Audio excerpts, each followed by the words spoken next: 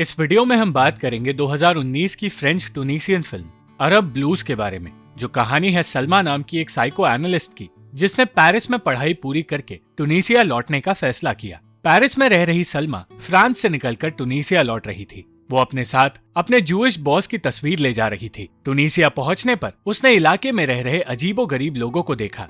Paris से लाए अपने सामान को रखते हुए उसे अपनी कुछ पुरानी तस्वीरें मिली और कुछ वक्त बाद बाथरूम में उसे अपनी पड़ोसी की बेटी ओल्फा मिली, जो ये सोचने लगी कि पेरिस से सलमा को निकाल दिया गया है। सलमा ने बताया कि वो यहाँ काम करने आई है और टेरेस पर वो अपना ऑफिस शुरू करने वाली है, मगर ओल्फा ये सुनकर निराश हो गई क्योंकि वो खुद सलमा के पास फ्रांस जाना चाहती थी। ओल्फा के पिता मुराद सलमा के चाचा हैं और उनका कहना था कि सलमा का काम टूनिसिया जैसे देश में चलेगा ही नहीं, क्योंकि यहाँ के लोग बात करना पसंद ही नहीं करते। उनका मानना था कि 2 हफ्तों में ही सलमा वापस फ्रांस लौटने की बातें करने लगेगी।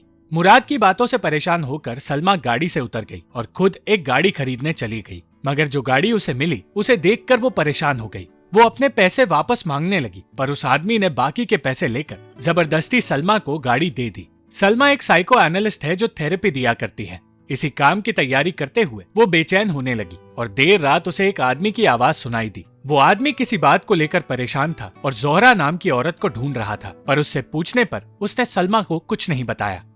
काम शुरू करने के लिए अगले दिन सलमा एक हॉस्पिटल गई, जहां उसने पेशेंट्स के लिए अपना कार्ड छोड़ा। इसी तरह वो अलग अलग जगह जाकर लोगों को बताने लगी कि अब शहर में एक थेरेपिस्ट आ चुकी है। वो बया नाम की एक औरत के सैलून में गई, जिसने उसके बाल पूरी तरह बदल दिए और कहने लगी कि उसे लगा था कि पहले के हेयर स्टाइल में सलमा किसी मजदूर की तरह लग रही थी, मगर अपना नया हेयर स्टाइल सलमा को पसंद नहीं आया। वहाँ से निकलने से पहले उसने बया को भी अपने काम के बारे में बताया, मगर दूसरों की तरह बया का भी कहना था कि अरबी लोग अगर दुखी हुए तो वो किसी थेरेपिस्ट के पास नहीं जाएंगे, वो या तो बया के पास आएंगे या किसी हमाम में जाकर बातें करेंगे। पर फिर बया ने कहा कि वो अपने कस्टमर्स उसके पास भेजेगी और इसके बदले वो 50% पैसे लेगी। बया के कहने पर सलमा वहाँ मौजूद औरतों को अपना काम समझाने लगी, पर उन लोगों को ये समझ नहीं आ रहा था कि सिर्फ बातें करने से कोई कैसे ठीक हो सकता है। वहाँ से निकलते ही सलमा ने अपने बाल पहले जैसे कर दिए और शहर भर घूमने के बाद वापस अपने घर लौटने लगी। रास्ते में उसे कुछ पुलिस वालों ने रोका और फ्रेंच लाइसेंस होने की वजह से उससे पूछताछ की गई। सलमा के टैटूज देखकर पुलिस वाले सोचने लगे कि उसने शराब भी पी होगी और जबरदस्ती उसे फूंक मारने के लिए कहा गया। इस बीच सलमा और नईम नाम के उस ऑफिसर को कुछ महसूस हुआ, पर सॉस की बदबू आने पर नईम ने उसे वहां से जाने के लिए कह दिया।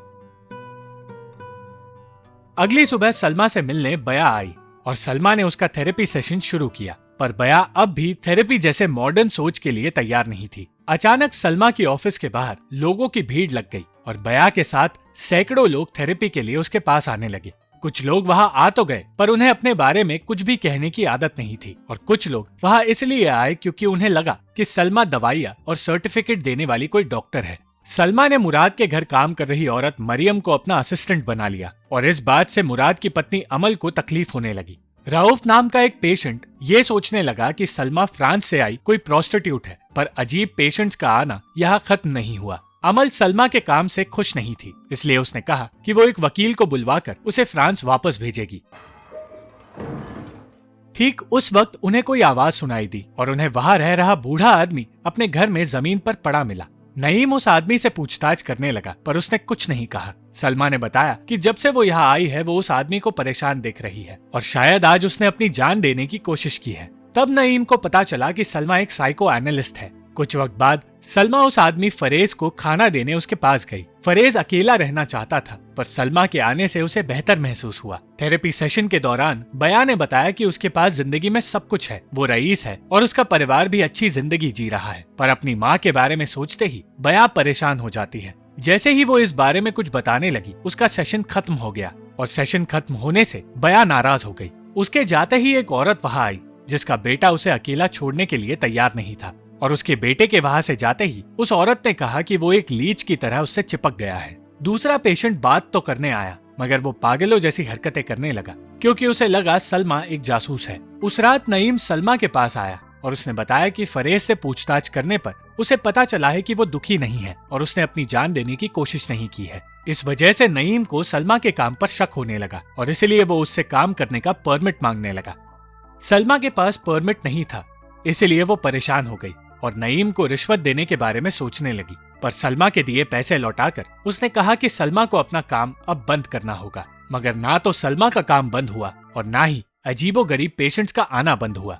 परमिट बनवाने के लिए सलमा टूनिसिया के हेल्थ मिनिस्ट्री में गई, पर वहाँ कोई भी उससे बात करने को तैयार नहीं था। घंटों तक इंतजार करने के बाद आखिरकार उससे बात की गई। वो अपने काम के लिए परमिट बनवाना चाहती थी, पर सामने बैठी औरत को परमिट से ज्यादा खाने में दिलचस्पी थी और वो सलमा को अपने बनाए कपड़े बेचने लगी।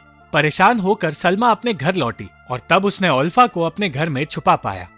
अमल सलमा के पास आ गई और कहने लगी कि ओल्फा को स्कूल से निकाल दिया गया है। बातों बातों में अचानक अमल कहने लगी कि वो सलमा जैसी जिंदगी जीना चाहती है, जहाँ ना तो कोई पति है और ना ही बच्चे। इससे पहले कि वो कुछ और कहती, सलमा ने उसे वहाँ से भगा दिया। उस रात ओल्फा ने सलमा को एक राज बताया, जिसे जानकर वो हंसने लगी। ओल्फा सलमा से भी उसकी जिंदगी के बारे में पूछना चाहती थी और वो कहने लगी कि वो जानती है सलमा अपनी माँ से नाराज है, मगर सलमा ने इसका कोई जवाब नहीं दिया। बाकी पेशेंट्स के साथ साथ अब फरेज भी सलमा के पास आने लगा, मगर वो सेशंस के लिए नहीं, सिर्फ अपने दिल की बात करने आया करता था। उनके बीच ज्यादा बात नहीं हुई और कुछ ही देर बाद फरेज वहाँ से चला गया। रऊफ हफ्ते में 3 बार सलमा के पास आया करता था, पर इतना उसके लिए काफी नहीं था और वो हर एक छोटी से छोटी चीज उसे बताना चाहता था। नईम अब भी सलमा का काम बंद कराने में लगा था, पर सलमा इसके लिए तैयार नहीं थी। नईम ये सोच रहा था कि वो बहुत सारे पैसे कमाती होगी, पर सलमा ने बताया कि उसे काम के बदले सिर्फ खाना मिलता है। सलमा को अगर परमिट ना मिला तो उसे जेल हो सकती है, पर यह बात मिनिस्ट्री वालों को समझाने के बावजूद उसकी किसी ने कोई मदद नहीं की। उस दिन जब बया अपने सेशन के लिए आई तो उसने सलमा को परेशान देखा और ये जानकर कि सलमा को अपना काम बंद करना होगा, बया उसे संभालने की कोशिश करने लगी। बया के अलावा सलमा ने दूसरे पेशेंट्स को भी ये बात बताई, पर ऑफिस बंद होने से कुछ पेशेंट्स परेशान हो गए। रऊफ इतना परेशान हो गया कि वो सलमा का पीछा करने लगा और कहने लगा कि उसके अलावा किसी और से वो बात नहीं कर सकता। वो गाड़ी में ही अपनी तकलीफें बताने लगा और जिस तरह वो काउच पर सोकर बात किया करता था, उसी तरह सलमा से बातें करने लगा। सलमा ने नईम से कहा कि उसे कुछ पेशेंट्स का काम जारी रखना होगा और वो चाहती है कि नईम उसकी मदद करे, पर एक पुलिस ऑफिसर होने के नाते नईम उसकी मदद नहीं कर सकता था। उस वक्त नईम ने उसकी मदद तो नहीं की, पर उसे डेट पर चलने के लिए बुलाया और ये सुनकर सलमा नाराज होकर वहाँ से चली गई। घर लौटने पर सलमा ने लोगों की भीड़ देखी और उसे पता चला कि ओल्फा की शादी करवाई जा रही है। ना तो सलमा शादी के बारे में जानती थी और ना ही मुराद, क्योंकि शादी का फैसला ओल्फा का ही था। सलमा इस फैसले से खुश नहीं थी क्योंकि वो लड़का गे है।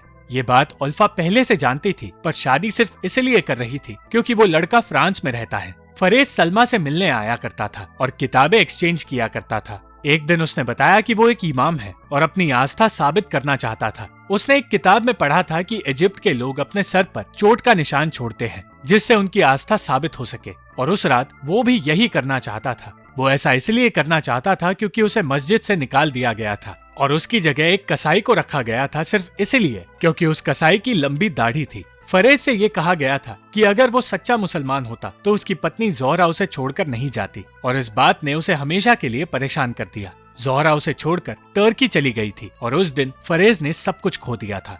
अचानक वहाँ कुछ पुलिस वाले आए और सलमा को ले जाकर उससे पूछताछ करने लगे। वो लोग पिछड़ी हुई बातें कहकर उस पर अजीब से इल्जाम लगाने लगे और सलमा ये सोचने लगी कि उस पर इल्जाम लगाने वाला नईम है, पर नईम ने बताया कि कुछ लोगों ने उसकी कंप्लेन की है।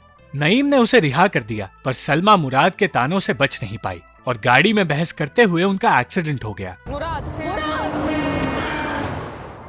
उस वक्त मुराद ने बताया कि वो भी जिंदगी से खुश नहीं है और अपनी शराब पीने की आदत से परेशान है। उसने कहा कि वो इस देश से बाहर निकलना चाहता है, पर यहाँ फंस चुका है। उस दिन मुराद को एहसास हुआ कि सलमा का काम गलत नहीं है और बातें करने से बेहतर महसूस होता है। सलमा को हेल्थ मिनिस्ट्री बुलाया गया और उसे बताया गया कि उसे परमिट के लिए टूनिसिया के किसी सीनियर ऑफिशियल की मंजूरी चाहिए। सलमा की परेशानी वैसे ही बढ़ती जा रही थी और अब उसे पता चला कि ओल्फा उसकी गाड़ी में छिपी हुई है। ओल्फा ने बताया कि उसके पति ने अपने गे होने की बात अपने परिवार और ओल्फा के माता पिता को बता दी और अब सब कुछ बिगड़ गया है, इसलिए वो वापस अपने घर आ गई है। बया के हमाम में एक आदमी औरत बनकर घुस आया था और जब नईम उस आदमी को निकालने गया तो उसे पता चला कि वो आदमी रऊफ है, जो ये कह रहा है कि वो एक औरत है। नईम उससे बात करने की कोशिश करने लगा और रऊफ को पहचान गया। वो रऊफ को शांत करके वहाँ से बाहर ले गया और दूसरी ओर सलमा ओल्फा को लेकर अपने नाना के घर गई। सलमा के नाना एक आर्मी ऑफिसर हुआ करते थे और इसलिए वो उनसे परमिट के लिए मदद मांगने गई, पर फिर उसे पता चला कि उसके नाना को अल्जाइमर्स है और वो अब तक अपने अतीत में जी रहे हैं। सलमा की परेशानियां खत्म होने का नाम नहीं ले रही थी और बीच रास्ते में ही उसकी गाड़ी बंद पड़ गई। रेगिस्तान के बीचों बीच सलमा और उल्फा फंस गए और घंटों तक उन्हें कोई मदद नहीं मिली।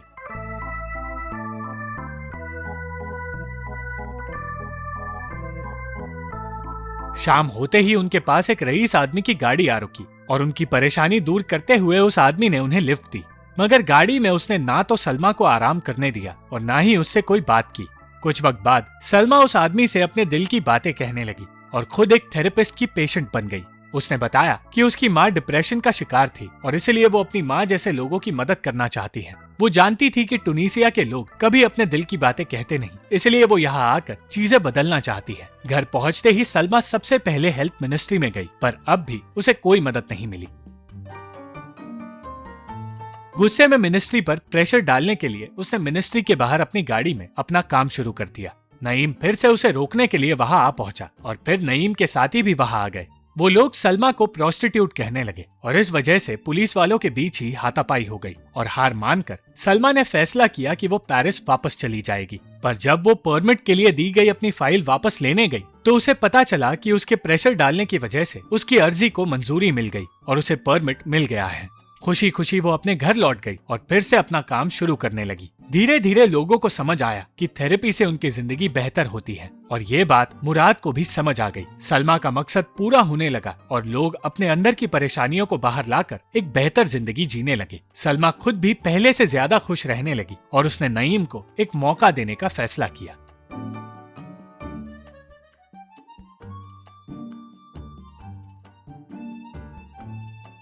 Thank you for watching this video. अगर आपको ये वीडियो पसंद आई तो इस वीडियो को लाइक, शेयर और इस वीडियो पर कमेंट जरूर करें और इस चैनल को सब्सक्राइब करना मत भूलना।